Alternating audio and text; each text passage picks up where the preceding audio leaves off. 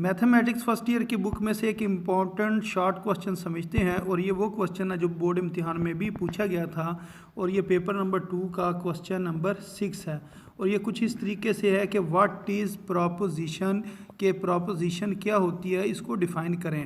तो इसका आपने जवाब इस तरीके से देना है, आपने कहना है a declarative statement which may be true और फॉल्स, कि ऐसी स्टेटमेंट जिसे आपने डिक्लेयर किया है वो या तो ट्रू होगी या क्या होगी, फॉल्स होगी, बट नॉट बोथ। ये नहीं हो सकता कि एक वक्त में वो ट्रू भी हो और फॉल्स भी हो। तो ऐसी डिक्लेरेटिव स्टेटमेंट को क्या कहा जाता है, प्रोपोजिशन कहा जाता है। तो ये एक डेफिनेशन पेपर में पूछी गई थी, तो ये आपकी बुक के ऊपर इस तरह ही इसका जवाब दिया गया है। तो आपने इसको इस तरह पेपर में लिखना है, a declarative statement which may be true और false but not both is called proposition. अब इसके बाद जो इससे नेक्स्ट क्वेश्चन है उसको देखते हैं। तो वो ये लिखा हुआ है कि without expansion verify that alpha into alpha plus gamma, फिर 1, फिर बीटा, फिर इससे जो नेक्स्ट क्वेश्चन है इसको अब हम देखते हैं। तो ये क्वेश्चन है जैसा कि इधर बताया गया है कि ये वाला क्वेश्चन हमने ऑलरेडी डन, यानी कि इसको पहले हमने सॉल्व कर लिया है। तो जो पेपर नंबर 1 है उसका ये क्वेश्चन नंबर 9 है। तो इस वजह से इसको हम अब दोबारा सॉल्व नहीं करेंगे, क्योंकि ये पहले पिछले क्वेश्चन पेपर के अंदर इस क्वेश्चन को हमने सॉल्व कर लिया था। अब इसके बाद जो क्वेश्चन नंबर 8 है वो इस तरीके से वो पूछ रहे हैं कि वो कह रहे हैं कि define row and column matrix. आपने रो और कॉलम जो मैट्रिक्सेस हैं उनको आपने डिफ़ाइन करना है, यानी कि आपने एक रो मैट्रिक्स को डिफ़ाइन करना है और उसके बाद आपने कॉलम मैट्रिक्स को डिफ़ाइन करना है। तो ये इंतहाई आसान डेफिनेशन है। इसके अंदर आप सिर्फ ये कहेंगे अ मैट्रिक्स, ऐसा matrix which has only 1 row, जिसकी सिर्फ और सिर्फ एक रो हो, is said to be row matrix. उसको हम क्या कहते हैं, रो मैट्रिक्स कहते हैं। फॉर एग्जांपल जो ए मैट्रिक्स है वो बराबर है 1, -3 और 4 के बराबर है। तो इसको अगर हम देखें, इसमें सिर्फ एक रो है और इसमें 3 कॉलम हैं। तो रो एक होनी चाहिए, कॉलम जितने मर्जी हों। तो ऐसी मैट्रिक्स को हम रो मैट्रिक्स कहते हैं। अब इसके बाद जो इससे नेक्स्ट है कॉलम मैट्रिक्स, उसके अंदर आप ये कहेंगे a matrix which has only 1 column, यानी कि ऐसा मैट्रिक्स जिसका सिर्फ और सिर्फ एक कॉलम हो। तो इस जगह पर लिखा हुआ है ओन नहीं, इस जगह पर क्या आना है, 1 आना है। इसके आगे ई आपने खुद लिख लेना, ये गलती से ओन लिखा हुआ है तो इस जगह पर क्या होगा, 1 होगा। तो a matrix which has only 1 column is said to be column matrix. For example हमारे पास ये ए मैट्रिक्स है और इसके सिर्फ और सिर्फ एक ही कॉलम है। तो वैसे अगर हम देखें इसके अंदर रोज़ कितनी है, इसके अंदर 3 रोज़ हैं और एक कॉलम है। तो ऐसा मैट्रिक्स जिसकी सिर्फ और सिर्फ एक कॉलम हो उसको हम क्या कहते हैं, कॉलम मैट्रिक्स कहते हैं।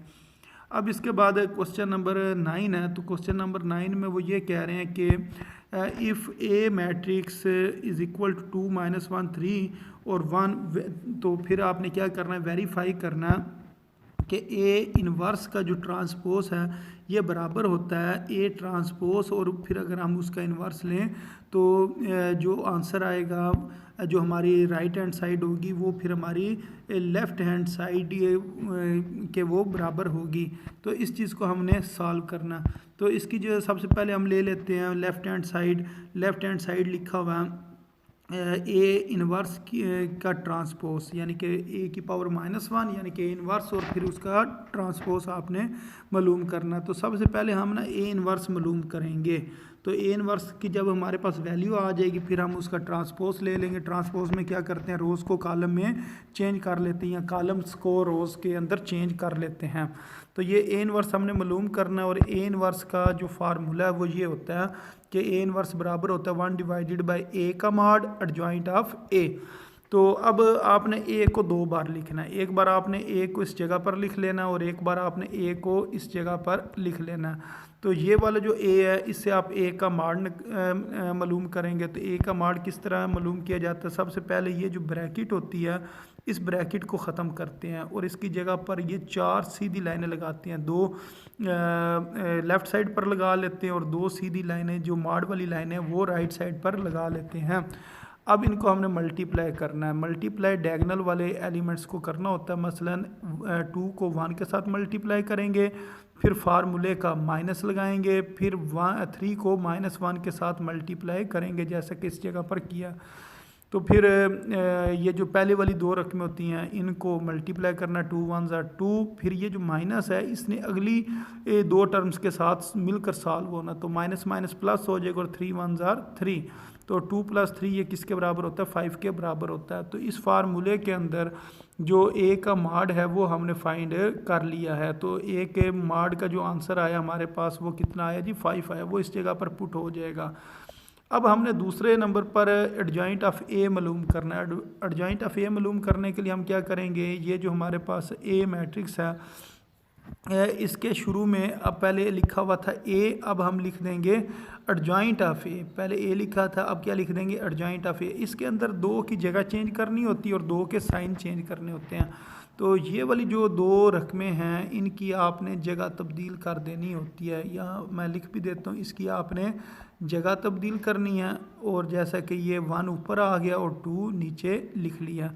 अच्छा, उसके बाद ये वाले जो दो डायगोनल के एलिमेंट्स हैं इसकी आपने अलामत चेंज करनी है। तो अलामत इस तरीके से चेंज करनी है, जहाँ पर माइनस लिखा है वहाँ पर प्लस लिख देना और जहाँ पर प्लस है वहाँ पर माइनस लिख देना। तो इस जगह पर अगर आप देखें तो इधर लिखा हुआ था -1, अब इस जगह पर हम 1 लिख देंगे और नीचे 3 लिखा हुआ है, इस जगह पर -3 लिख देंगे। तो इस तरह हमने एडजॉइंट ऑफ ए की भी वैल्यू फाइंड कर लिया। अब ये दोनों वैल्यूज़ हम इस जगह पर पुट करेंगे। मसलन ये फार्मूला एक दफ़ा दोबारा लिखा, तो ये जो ए मॉड की वैल्यू है ये इस जगह पर हमने पुट कर दी। फिर दूसरे नंबर पर हमारे पास जो वैल्यू थी वो थी एडजॉइंट ऑफ ए की, तो एडजॉइंट ऑफ ए की वैल्यू इस जगह पर पुट करनी है, जैसा कि इस जगह पर हमने वैल्यू पुट कर दी है। अब ये जो शुरू में लिखा हुआ है 1/5, तो इसका मतलब है 5 से डिवाइड करना। तो 5 से तमाम टर्म्स को आप डिवाइड कर दें। मसलन जो 5 है अब तमाम टर्म्स के नीचे आ जाएगा। तो ये जो 5 है आपने इसके नीचे भी लिखा, इस जगह पर अगर आपको मैं दिखाऊं, इस जगह पर लिखा, फिर इस जगह पर, इधर और इस जगह पर लिख दिया। अब ये हमारे पास किसका आंसर आ गया, ये हमारे पास जो आंसर है ये ए इन्वर्स का आंसर है। अब हमने ए इन्वर्स का ट्रांसपोज लेना है, क्योंकि जो हमारे पास लेफ़्ट हैंड साइड थी वो इस चीज़ के बराबर थी कि ए इन्वर्स का ट्रांसपोज। तो अब दोनों तरफ ऊपर हम क्या लिख देंगे, टी लिख देंगे, स्मॉल टी इधर भी लिख देंगे और इस जगह पर भी लिख देंगे। तो अब आपने करना ये है कि ये जो पहली रो है इसका आपने पहला कॉलम बना देना है, ये इस तरह इसका ये कॉलम बन गया। अब ये जो दूसरी रो है इसका आपने दूसरा कॉलम बना देना है। तो ये हमारे पास लेफ़्ट हैंड साइड का आंसर आ गया कि लेफ़्ट हैंड साइड इस चीज़ के बराबर है।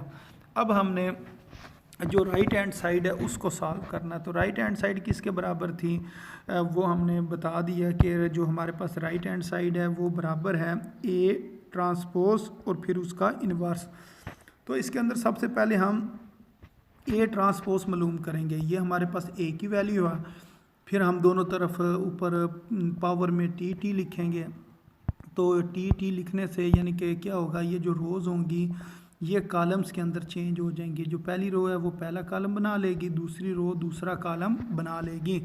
तो ये अब हमारे पास ए का ट्रांसपोज निकल आए। अब हमने तो निकालना है ए ट्रांसपोज का इन्वर्स। तो इसका मतलब इसको हम यूँ लिखेंगे 1/ए ट्रांसपोज का मॉड और एडजॉइंट ऑफ ए ट्रांसपोज। तो ये जो चीज़ होती है जो इस जगह पर लिखी हुई है इन्वर्स के नीचे, यही चीज़ इधर मॉड में लिखनी होती है और यही चीज़ एडजॉइंट ऑफ के आगे लिखनी होती है। और ये हमारे पास ए जो ट्रांसपोज है उसकी ये वैल्यू ये ऊपर दी गई है। अब हम क्या करेंगे, ए ट्रांसपोज को 2 बार लिख लेंगे। ए ट्रांसपोज को एक दफ़ा हमने इस जगह पर लिख लेना और एक बार इस जगह पर लिख लेना। तो यहाँ से आप सेम इसका आप जो डिटर्मिनेंट होता है या मॉड होता है वो फाइंड करेंगे जिस तरह डिटर्मिनेंट फाइंड किया जाता है। यहाँ से आपके पास ये ट्रांसपोज का जो मॉड है उसकी वैल्यू आ जाएगी और इस जगह पर आपने एडजॉइंट ऑफ ए ट्रांसपोज वो मालूम करना। उसके अंदर हमें पता है इन दो की जगह चेंज करते हैं और इन दो के साइन चेंज करते हैं। तो ये हमारे पास 2 वैल्यूज़ आ जाएंगी, एक ये ए एडजॉइंट ऑफ ए ट्रांसपोज की और एक ए ट्रांसपोज के मॉड की। अब ये हम फार्मूले एक दफ़ा दोबारा लिखेंगे। कि ए ट्रांसपोज का इन्वर्स ये बराबर होता है, ये किस चीज़ के बराबर था, 1 डिवाइडेड बाई ए ट्रांसपोज का mod into adjoint of A transpose. अब इनकी वैल्यूज पुट करते हैं। मसलन इसकी वैल्यू जो ए ट्रांसपोज की वैल्यू थी वो कितनी थी, 5 थी, इस जगह पर हमने 5 पुट कर देना है। और ये जो एडजॉइंट ऑफ ए ट्रांसपोज था इसकी वैल्यू हमने इस जगह पर पुट कर देनी। अब ये जो 5 है जो नीचे लिखा हुआ है 5, ये वाला ये तमाम टर्म्स के नीचे आ जाएगा, इधर इधर और इस जगह पर और इस जगह पर आ जाएगा।